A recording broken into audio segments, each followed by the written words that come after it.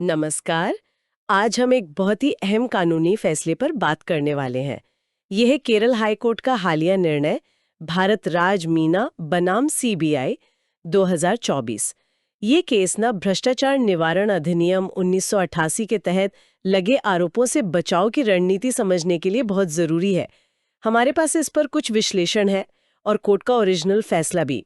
हम कोशिश करेंगे ये समझने की कि ये जो बरी होने का फैसला आया है वो भ्रष्टाचार के मामलों में फंसे लोगों के लिए, खासकर उनके वकीलों के लिए कैसे एक गाइड बन सकता है ना? तो चलिए शुरू करते हैं। पहले थोड़ा केस समझ लेते हैं। मामला क्या था? एक आरपीएफ अधिकारी थे भारत राज मीना। उन पर आरोप लगा कि उन्होंने 3 दूसरे अधिकारियों के ट्रांसफर के लिए एक बिचौलिए के जरिए, ये थे प्रोसिक्यूशन विटनेस नंबर 6 PW6 अनंत नारायणन, उनके जरिए 10-10 हजार रुपए रिश्वत मांगी और ली भी। निचली अदालत ने तो उन्हें दोषी मान लिया था, लेकिन हाईकोर्ट ने बरी कर दिया। अब सवाल यह है कि ऐसा क्यों हुआ? क्या गड़बड़ थी प्रोसिक्यूशन के केस में? हाँ, देखिए यहीं पे सबसे दिलचस्प बात आती है। ये जो प्रिवेंशन ऑफ करप्शन एक्ट है ना, इसके मामलों में प्रोसिक्यूशन को 2 चीजें मांगनी यानी डिमांड और स्वीकृति मतलब एक्सेप्टेंस, ये दोनों ही बिना किसी शक के साबित करनी होती हैं। सुप्रीम कोर्ट ने भी नीरज दत्ता वाले केस में ये एकदम साफ कहा है।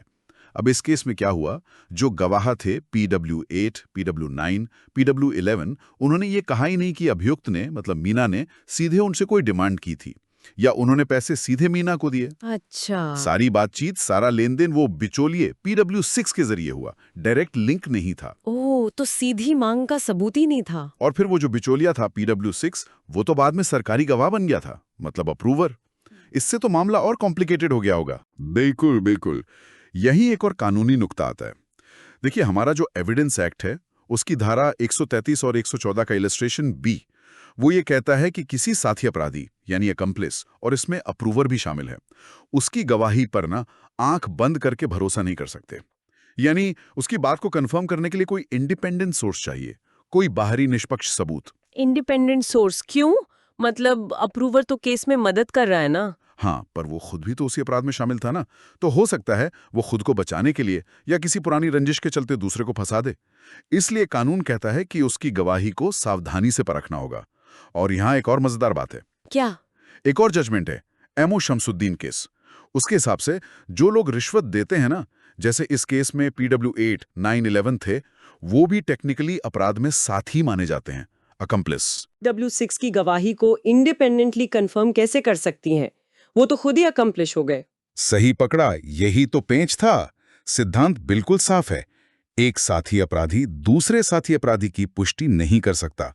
One accomplish can not corroborate another। तो PW6 की गवाही को इन लोगों की गवाही से पुष्टि नहीं मिली।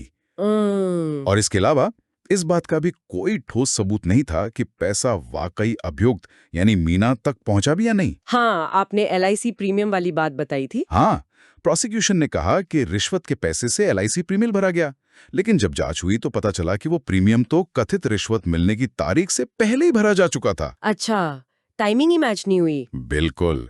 तो इस गड़बड़ी ने प्रोसिक्यूशन के दावे पर और बड़ा सवाल खड़ा कर दिया। मतलब पैसों का कनेक्शन ही नहीं जुड़ रहा था। राइट।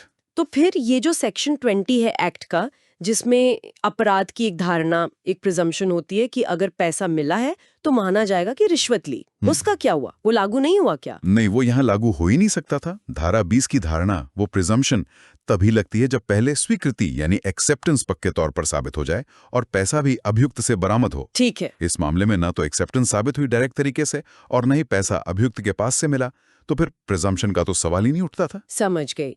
तो मतलब अगर हम बचाव पक्ष के नजरिए से देखें तो इस केस से कई अहम बातें सीखने को मिलती हैं। जैसे सबसे पहले तो डिमांड और एक्सेप्टेंस के डायरेक्ट सबूत की कमी को हाईलाइट करना बहुत जरूरी है। बिल्कुल, ये पहला और सबसे मजबूत डिफेंस पॉइंट है। दूसरा, अगर केस में कोई अप्रूवर है तो उसकी गवाही पर सवाल उठाना कि भाई इसकी इंडिपेंडेंट कोरोबोरेशन कहाँ है, पुष्टि कहाँ से हो रही है। हाँ, और ये दिखाना कि दूसरे गवाह भी अगर अकम्प्लिश हैं तो वो इंडिपेंडेंट पुष्टि नहीं दे सकते।